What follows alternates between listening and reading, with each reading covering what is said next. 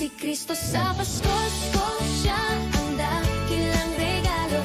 Pag-ibig ng Ama, ibinuhos ng todo. Si Kristo sa Pasko, walang ibang pangalan. Sumigaw ng may galak at sabihin sa lahat, Merry Christmas!